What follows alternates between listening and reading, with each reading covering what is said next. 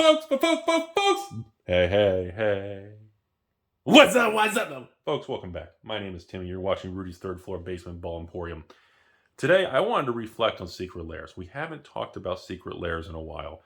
And, I was watching Dr. Professor of the Third West Coast Ball Kingdom, and Brian over there at Tolarian West, East, North, South, did his hilarious secret lair memes, and I think it was like 75 secret lairs were released, plus or minus a couple. I can't keep track. Almost 80 secret lairs. Let's just say there's a couple more by the time the end of the year. Almost 80 secret lairs came out in 2022. Almost 80 secret lairs. And the kicker is, other people told me that there's around 150 total secret lairs since the launch of Secret Lair in Q4 of 2019. So that's really interesting to me that almost 80 secret lairs came out in 2022, yet there's only about 150 secret lairs since the beginning. Well, all of 2020, all of 2021, and all of 2022. So if you've got 3 full years of secret lairs, in year 3, represented over half of them, it really shows how much they are ramping up the quantity of secret lairs to an ungodly level that no one can even follow, no one can keep track of. The amount of people and patrons, I used to buy some of the secret lairs because I loved them. They look beautiful, but there's so many. I get people messaging me.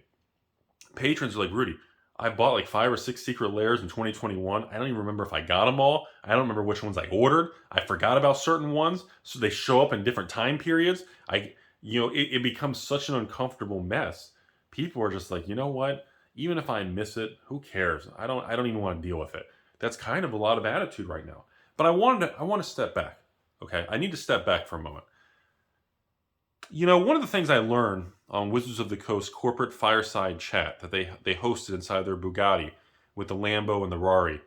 Chris Cox was at the cocktail party and all the Lambos and Raris were out front and Bugattis were stacked up. And, when he was there asking how many people knew who he was, and the president of Wizards hovered over on her hovercraft, she made a comment in that fireside chat that actually got my attention. I perked up by 3%.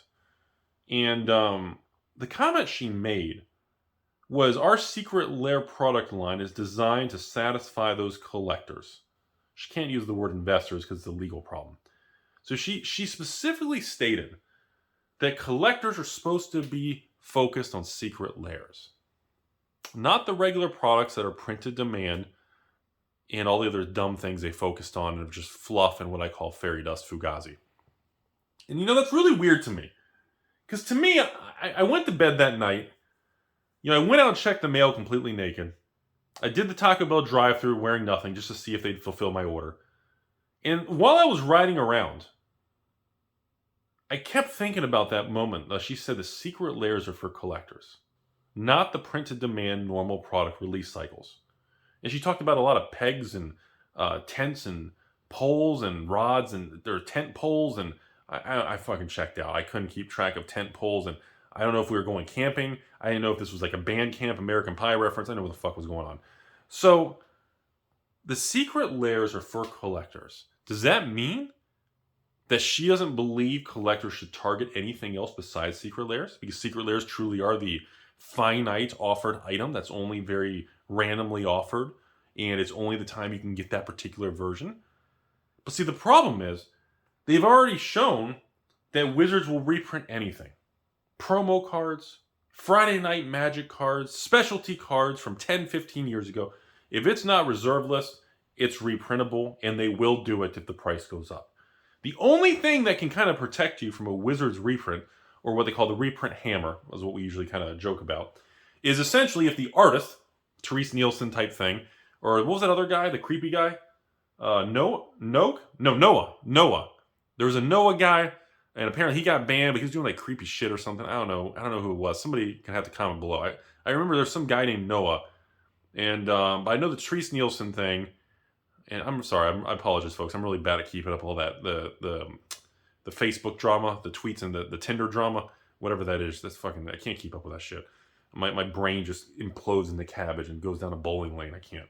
But to me, the only thing that feels truly protected from a reprint would be like a Therese Nielsen artwork because they banned her because her and her wife said things. Maybe it was like a Trump thing, or wasn't there like a trucker thing in Canada? There were truckers, or maybe Trump religion. I don't fucking know. Who knows? I don't know. Maybe it was the Arabian Nights or Crusade or I don't fucking know.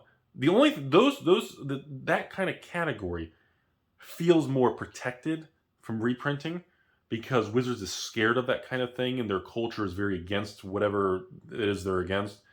But I always tell you all, and the same thing I tell patrons, you still have to be careful with that because you cannot buy into Therese Nielsen artwork versions of cards. You cannot buy into the Creeper Noah guy artwork because, again, in a long enough time frame, the people who are banned, the Ivory Tower of Wizards of the North Coast, their attitude, can't have women on cards and all this stuff, just because those are the rules and the law that they are building, these people will not be working there forever. Similar to the past, the future will change. So you got to be, from a strictly non-emotional, non-personal standpoint, no matter if you're all about Wizards and no women or Therese being banned or Bearscape and, I need more hair to grow that. I need to Bearscape. But I mean, no matter how you feel personally, on a strictly financial standpoint, these people will eventually be gone. Now, whether they retire and they fly up to space with Elon Musk or, I don't know, the Tesla, isn't there still Tesla in space? Or Hasbro just keeps collapsing and the board of directors and they all just get fired and the shareholders vote everybody out and they kind of overthrow or they get bought out by another company because Hasbro gets so cheap. We don't know. But the point is, if Hasbro stock goes down to this $10, $20, $30, $40 range, it's going to become a takeover target. We've talked about this in other videos in the past. It's the market cap of the company is going to get so small, they can easily be gobbled up by somebody bigger. And that bigger company is going to go in there and say, fuck off, and just fire everybody.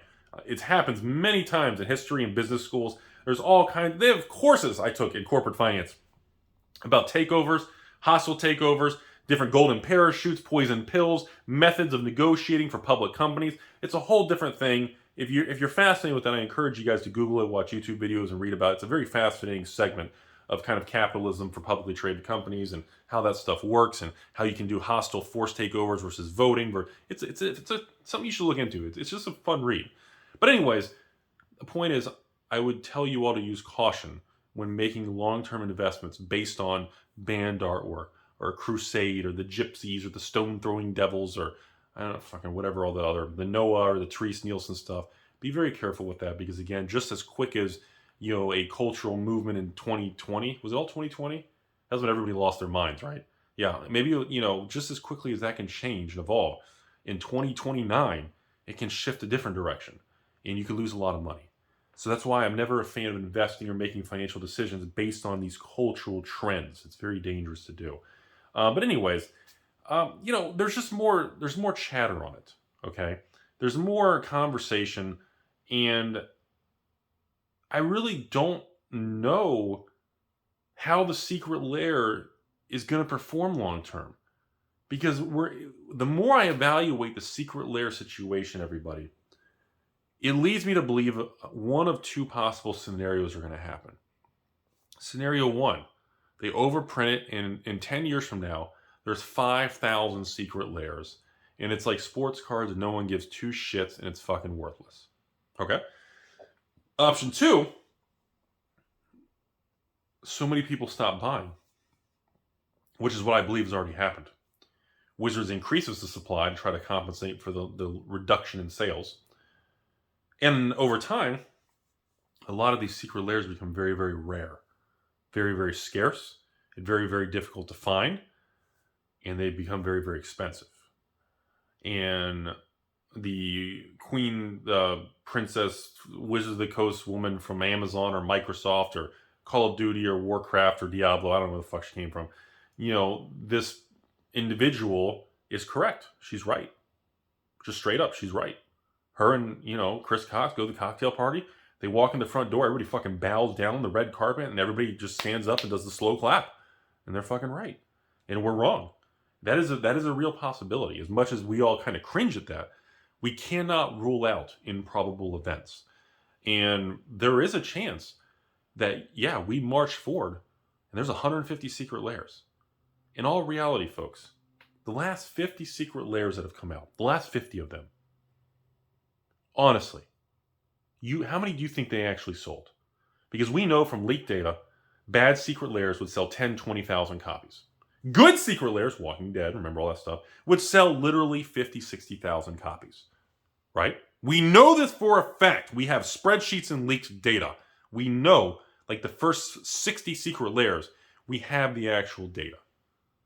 Now, the thing is, I'd be willing to go on a limb with my left nut that I actually think a lot of these secret lairs right now are probably only selling a couple thousand. There's probably some secret lairs that only like 3, 4, 5, 6,000 secret lairs are being sold. And I'll be very blunt with you. Leaving emotion out, if some of these secret lairs are that low, these are incredible long-term opportunities because we're talking incredibly rare cards.